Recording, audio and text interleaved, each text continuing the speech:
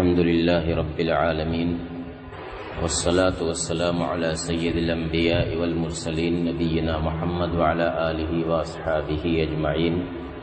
أشهد أن لا إله إلا الله وحده لا شريك له وأشهد أن محمدا عبده ورسوله. أما بعد، أعوذ بالله من الشيطان الرجيم. بسم الله الرحمن الرحيم.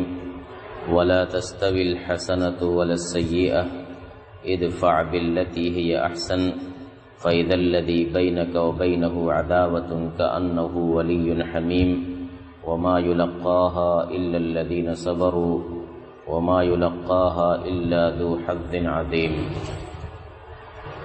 اللہ رب العالمین نے قرآن کریم کی ان آیتوں کے اندر دعوت سے متعلق ایک بڑی اہم ہدایت کی ہے. وَلَا تَسْتَوِي الْحَسَنَةُ وَلَا السَّيِّئَةُ، اچھائی اور برائی برابر نہیں ہو سکتی. ادفع باللتی ہی احسن، اے نبی کسی چیز کا جواب اچھے طرز پر دیجئے، کسی برائی کا جواب اچھائی سے دیجئے.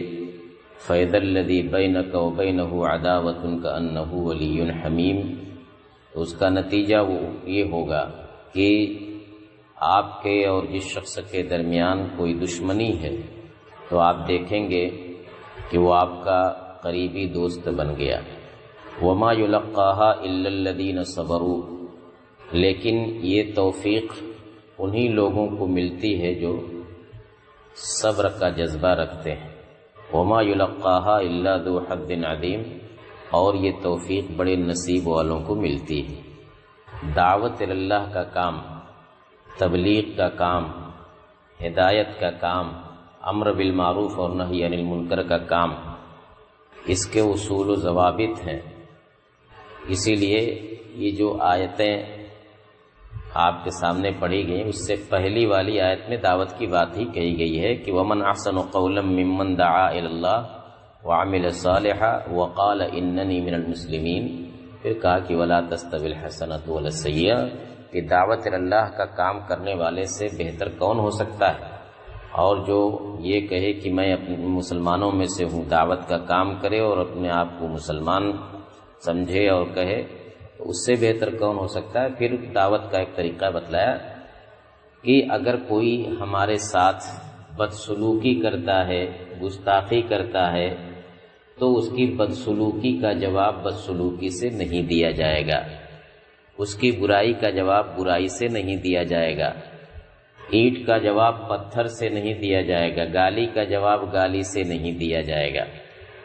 بلکہ اگر کوئی ہمارے ساتھ بدسلوکی کرے تو ہم اس کے ساتھ بدسلوکی نہ کریں. یہ اس کا ظرف تھا، یہ اس کا مزاج، اس کی طبیعت ہے کہ وہ بدسلوکی کر رہا ہے. یہ ایک غلط چیز ہے.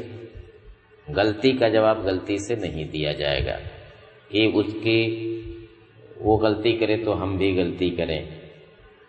ہمیں صبر کی تلقین کی گئی، اس کو جھیل لے جائیں، بلکہ صرف جھیل نہ لے جائیں، اس کی غلطی کے جواب میں ہم اپنی طرف سے اچھائی پیش کریں، اس کے غصے کے جواب میں ہم صبر و تحمل کا مظاہرہ کریں، اس کی گستاخی کے جواب میں ہم اپنی طرف سے اچھائی کا سلوک کریں.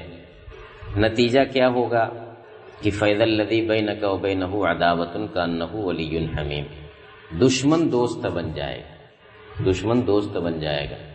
یہ ایک ایسا نسخہ ہے دعوت کا کہ اس کے بغیر دعوت کا کام پھیل نہیں سکتا. اگر دشمن کو دوست بنانا ہے تو اچھے اخلاق اور حسن سلوک کا مظاہرہ کرنا ہوگا. اس کے لیے نہ لڑائی کرنی پڑے گی، نہ اس کے لیے بہت زیادہ مشقت اٹھانی پڑے گی. اچھے اخلاق، اچھے مزاج کے ذریعے ہم دوسرے کو اپنے سے قریب کر سکتے ہیں.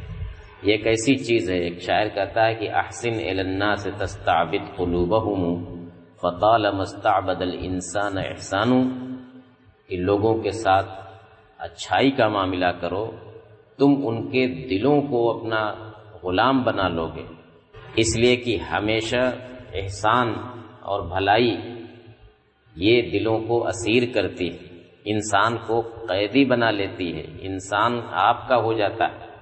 لیکن ساتھ ہی ساتھ اللہ تعالیٰ نے یہ بھی کہا ہے کہ وَمَا يُلَقَّاهَا إِلَّا الَّذِينَ صَبَرُوا، یہ توفیق صبر والوں ہی کو ملتی ہے، یعنی یہ کوئی آسان کام نہیں ہے، یہ کوئی آسان کام نہیں ہے کہ سامنے والا آپ کو گالی دے اور آپ گالی سن کر کے مسکرا کر کے رہ جائیں، یا اس گالی سن کر کے بھی آپ اس کے ساتھ حسن سلوک کریں۔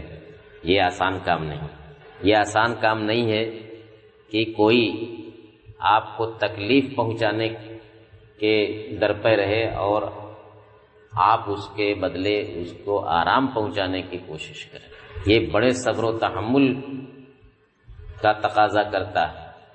وَمَا يُلَقَّاهَا إِلَّا ذُو حَظٍّ عَظِيمٍ، بڑے نصیب والوں کو یہ توفیق ملتی ہے کہ اس نسخے پر عمل کریں۔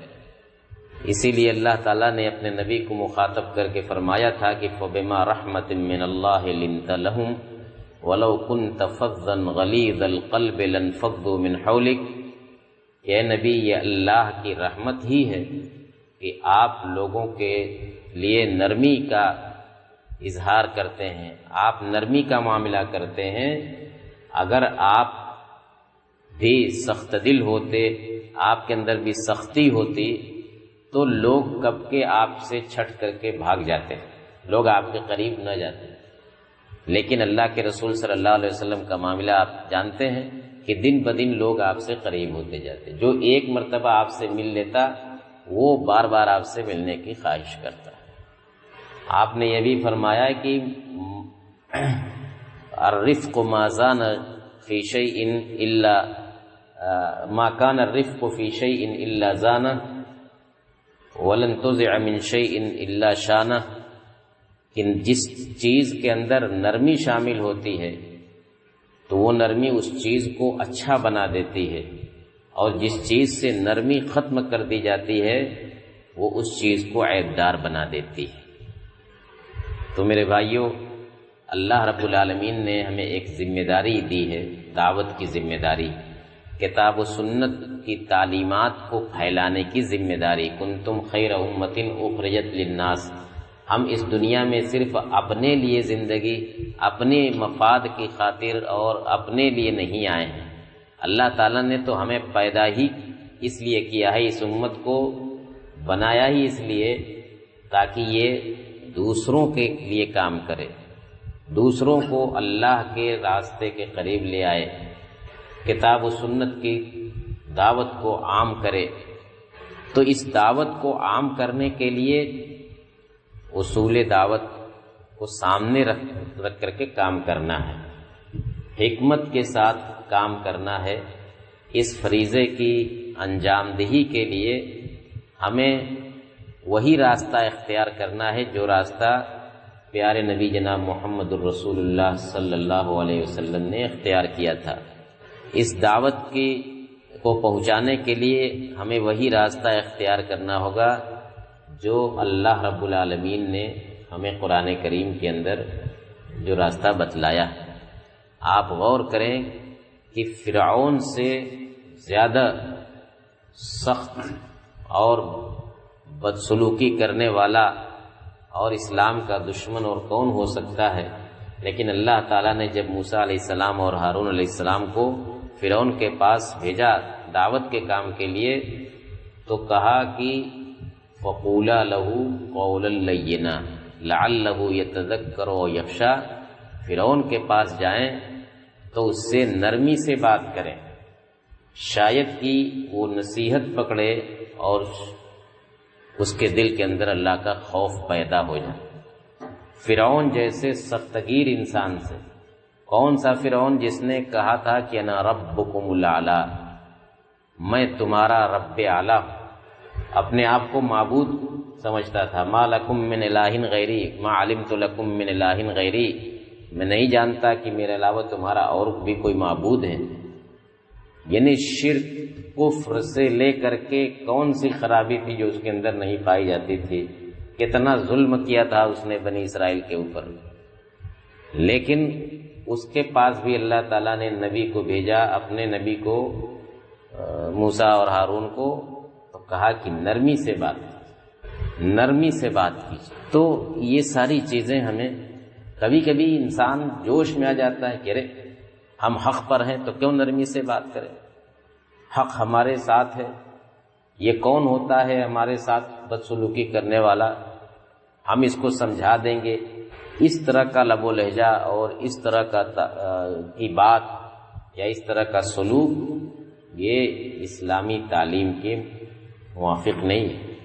جو کام بھی انسان کرے اس میدان میں وہ حکمت کے ساتھ کرے اور قرآنی اور نبوی تعلیم کے مطابق کام کرے۔ یہ ضروری ہے کہ ان ساری چیزوں کو ملحوظ رکھ کے ہم اللہ کا پیغام اس کے بندوں تک زیادہ سے زیادہ پہنچائیں۔ یہ ہم سب کی ذمہ داری ہے کہ کتاب و سنت کی جو روشنی ہمارے پاس ہے، اللہ تعالیٰ نے ہمیں جو صراط مستقیم کی توفیق دی ہے، تو اللہ کا شکر بھی ادا کریں اور اس روشنی کو دوسروں تک پہنچانے کی کوشش کریں۔ جو لوگ اس میدان میں لگے ہیں ان کا ساتھ دیں، ان کا تعاون کریں، ان کی حوصلہ افزائی کریں۔ ہماری ذات سے جو کچھ ہو سکتا ہے ہم خود بھی کریں اور دوسرے لوگوں کا اس سلسلے میں تعاون کریں، ان کا ساتھ دیں، ان کا دفاع کریں، ان کے شانہ بشانہ چلیں۔